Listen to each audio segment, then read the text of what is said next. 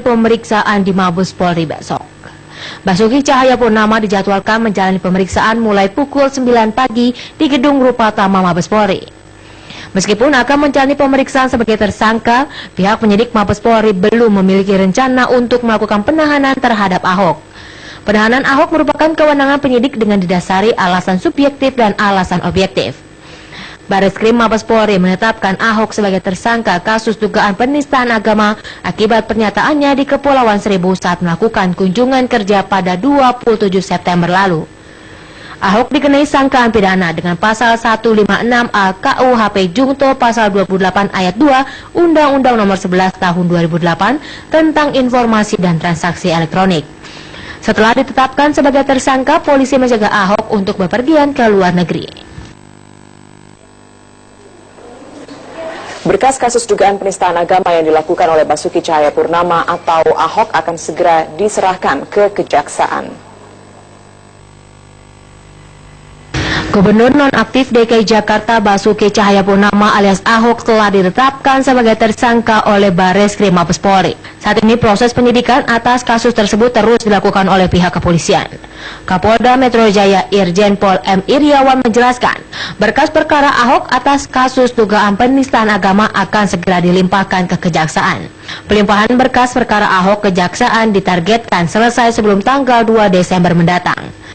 Berkaitan dengan proses hukum saudara Basuki Cahayapurnama sudah dilakukan dan yang bersangkutan sekarang sudah ditetapkan sebagai tersangka. Besok Selasa akan diperiksa di Mabes Polri dan Bapak Kapolri menyampaikan sebelum tanggal 2 insya Allah berkas sudah akan dikirim ke Kejaksaan. Bareskrim Mabes Polri menetapkan Basuki Cahayapurnama sebagai tersangka dalam kasus dugaan penistaan agama setelah melakukan gelar perkara selama 9 jam. Pada gelar perkara yang berlangsung Selasa pekan lalu, terjadi perbedaan pendapat antara ahli baik dari ahli pelapor, terlapor maupun saksi ahli dari penyidik. Adanya perbedaan pendapat pada gelar perkara menjadi salah satu alasan Polri tidak menahan Gubernur nonaktif Basuki Cahayapurnama. Perbedaan bisa beresiko bagi penyidik. Sejumlah hal menjadi alasan kenapa Polri tidak menahan Gubernur nonaktif Basuki Cahayapurnama atau Ahok, meskipun telah menjadi tersangka dugaan penistaan agama. Kapolri Jenderal Polisi Tito Karnavian menjelaskan, selama ini Ahok dinilai kooperatif dengan aparat. Tidak ada kemungkinan Ahok akan menghilangkan barang bukti, karena satu-satunya barang bukti berupa rekaman video telah berada di tangan aparat kepolisian.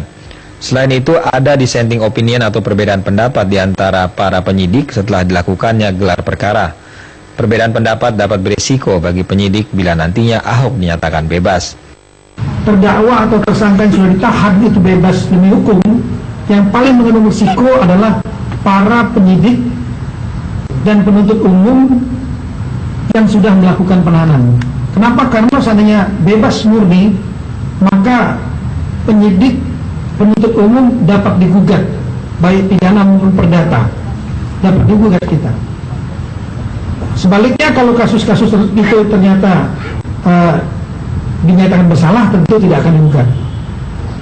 Kini aparat kepolisian sedang menyelesaikan pemberkasan kasus dugaan penistaan agama. Kapolri berharap pemberkasan segera selesai dan langsung dilimpahkan ke Kejaksaan Agung. Ya, demikian informasi dari Newsroom. Kini kita kembali ke studio 6 TVRI bersama Pamela dan Imam. Selamat malam.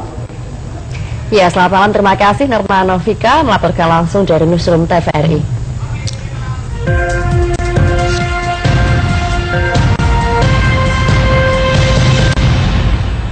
Sejumlah informasi lain akan kami hadirkan untuk Anda sesaat lagi, diantaranya. Tim DVI Polda Jatim dibantu tim Itkrimsus Polda Sumatera Utara melakukan penggeledahan di kantor Dinas Kebersihan Kota Medan. Penggeledahan dilakukan di ruang kantor Kadis Kota Medan, Endar Sultan Lubis, oleh tim Subdit Tipikor Krimsus Polda Sumatera Utara. Di beberapa dinas, staf dinas kabupaten, staf dinas Kota Medan maksud kami. Tiga ruangan kantor Dinas Kebersihan Kota Medan digeledah untuk mengumpulkan berkas dan barang bukti yang akan dibawa ke polisi. Sementara itu, Kepala Dinas Kebersihan Kota Medan, Endar Sutan Lubis, yang baru tiba di kantor tersebut, terkejut melihat ruangannya digeledah oleh polisi. Sementara penggeledahan ini dilakukan oleh AKBP Yemi Mandagi, yaitu Kasubdit 3 Tipikor Kota Medan. Dan selain daripada ruang dari Kadis Kota Medan ini, ada 3 ruangan lainnya juga turut digeledah maksud kami. Ya, dan operasi tangkap tangan OTT yang dilakukan oleh Ditkrimsus Polda Sumatera Utara ini menetapkan 6 orang tersangka terkait kasus manipulasi data untuk pengambilan voucher bahan bakar minyak BBM jenis solar untuk dapat ditukarkan ke SPBU, yaitu di Jalan Pinang Baris atau SPBU yang berada di kawasan Pinang Baris.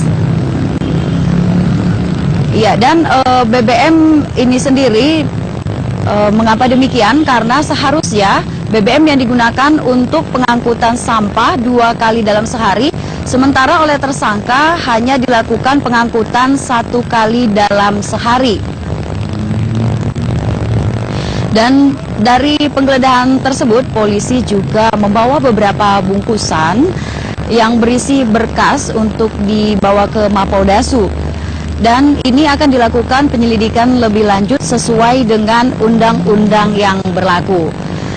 Dan hingga saat ini, sayangnya petugas dari Ditkrimsus Polda Sumatera Utara yang melakukan penggeledahan di kantor Dinas Kebersihan Kota Medan tersebut masih enggan memberikan keterangan terhadap awak media. Demikian dari Medan, Sumatera Utara.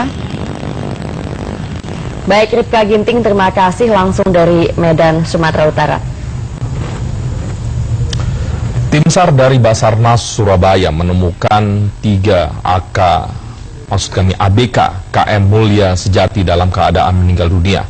Tim DVI Polda Jatim dibantu tim Inafis Polres Tuban melakukan proses identifikasi terhadap 3 jenazah korban kecelakaan kapal tersebut. Proses identifikasi terhadap ketiga jenazah berlangsung di ruang otopsi kamar jenazah RSUD Dr. Kusma Tuban. Selain melakukan pemeriksaan luar, seperti ciri-ciri fisik serta pakaian yang dikenakan korban, petugas juga memeriksa identitas pribadi yang mudah dikenali, salah satunya tanda tubuh. Hasil pemeriksaan sementara, petugas belum dapat menyimpulkan identitas masing-masing korban. Petugas hanya mencatat secara detail setiap ciri yang melekat pada tubuh korban. Seluruh data itu nantinya akan dicocokkan dengan keterangan pihak keluarga yang belum datang, serta sebagian sudah menunggu selesainya proses identifikasi. Ketiga jenazah dalam proses untuk identifikasi, menunggu dari keluarga ke-15 korban yang masih sampai sekarang awalnya dinyatakan hilang, berarti sekarang sisa 12 yang belum diketemukan jenazahnya. Selain memeriksa ketiga jenazah, petugas juga memeriksa sejumlah barang hasil temuan di lapangan. Barang-barang tersebut diantaranya adalah 4 buah tas punggung berwarna hitam, yang di dalamnya berisi barang bawaan yang diduga milik para korban hilang. Dari pemeriksaan sejumlah tas tersebut, petugas menemukan dompet berisi KTP dan SIM. Surat identitas tersebut diketahui atas nama Eko Prasetyo.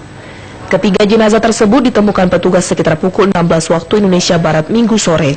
Jenazah kemudian berhasil dievakuasi Basarnas melalui dermaga TPPI di Desa Remen, Kecamatan Jenuh, Tuban. Dengan ditemukannya 3 jenazah tersebut, saat ini masih terdapat 12 korban lainnya yang hingga kini dinyatakan hilang. Dari Tuban, Heri Setiawan melaporkan.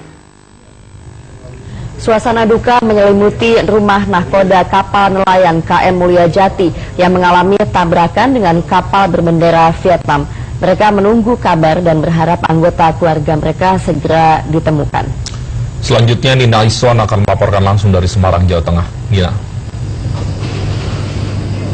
Ya, Pamela, Imam dan juga saudara, nahkoda kapal motor Mulia Jati yang bertabrakan dengan kapal MV Tyson 4 berbendera Vietnam di perairan sekitar 20 mil sebelah utara Tuban pada Sabtu pagi lalu yang bernama Purwono yang merupakan warga Desa Trimulyo, Kecamatan Juwana Pati, hingga saat ini masih belum ditemukan dan suasana duka pun masih menyelimuti keluarga korban yang hingga saat ini masih terus menunggu informasi dari pihak Syah Bandar. Bahkan istri korban yang bernama Arianti hingga saat ini juga masih belum bisa berbicara banyak. Korban sendiri meninggalkan seorang istri dan juga seorang anak yang masih berusia 1,5 tahun. Menurut salah seorang kerabat korban, pada saat itu Purwono pergi meninggalkan rumah untuk melaut pada Jumat pagi. Namun keluarga korban juga mengaku tidak merasakan adanya firasat apapun sebelum Purwono berpamitan untuk pergi melaut. Dan tentunya hingga saat ini juga keluarga korban masih terus berharap Purwono dapat ditemukan dalam kondisi selamat. Pihak keluarga mendapatkan informasi mengenai kecelakaan tersebut pertama kali dari seorang tetangga yang kebetulan memiliki alat radio frekuensi, dan setelah dilakukan proses pencarian hingga saat ini kondisi Purwono masih belum diketahui karena memang masih belum ditemukan. Namun kabar dari ABK Selamat mengatakan bahwa pada saat kejadian Purwono, sang nahkoda saat itu tengah beristirahat di kamar nahkoda dalam posisi pintu kamar terkunci. Dan berikut keterangan dari keluarga korban. Ya di rumah temannya ya, tadi sore ya temannya kesini ya banyak ramah. Sebelum kejadian ini ada firasat nggak? Nggak ada. Nggak ada ya? Iya. Sementara itu keluarga korban dan juga para kerabat dekat mengatakan bahwa Purwono merupakan sosok yang ramah dan juga mudah bergaul dengan warga sekitar. Dan sebelum mengalami kecelakaan, bahkan sang istri dan anaknya juga sempat melakukan komunikasi melalui telepon pada Jumat malam, namun juga tidak merasakan adanya firasat apapun. Keluarga berharap 15 kru yang masih belum ditemukan, termasuk Purwono, hingga saat ini bisa dapat ditemukan dengan kondisi selamat. Demikian informasi dari Semarang, Jawa Tengah. Imam dan Pamela. Baik, Nina Iswan, terima kasih langsung dari Semarang, Jawa Tengah. Saudara, hujan deras yang terjadi kemarin hingga malam tadi menyebabkan bencana longsor terjadi di berbagai lokasi di Pacitan. Meski kapasitas longsoran tergolong kecil, namun ancaman longsor merata di titik-titik langganan longsor di Jalan Lintas Selatan. Longsor juga terjadi hingga menyebabkan arus lalu lintas sempat tersendat karena material longsoran turun ke jalan. Longsor yang terjadi di Jalan Nasional ini tepatnya terjadi di kilometer 11 Desa Gawang, Kecamatan Kebon Agung, Pacitan. Saat hujan deras mengguyur di lokasi ini, sebuah tebing setinggi 20 meter yang berada di sisi jalan longsor hingga material turun ke jalan hingga mengganggu arus lalu lintas. Material longsoran yang terdiri dari tanah, batuan, dan pepohonan saat ini masih menutup sebagian jalan. Meski kejadian tersebut tidak sampai melumpuhkan akses jalan, namun banyak pengguna kendaraan terutama roda 2 mengaku khawatir dan takut terjadi longsor susulan. Dengan kejadian ini, warga telah bergotong royong menyingkirkan pepohonan yang melintang di jalan. Selain itu, material tanah dan batuan yang turun ke jalan juga telah dibersihkan warga. Waktu itu sedikit, ya, kira-kira 15 meter lah longsor. Langsung ada susulan lagi pada malam Rebu itu dari jalan ke bawah, semuanya tertimbun sama pokoknya sama itu tiang listrik.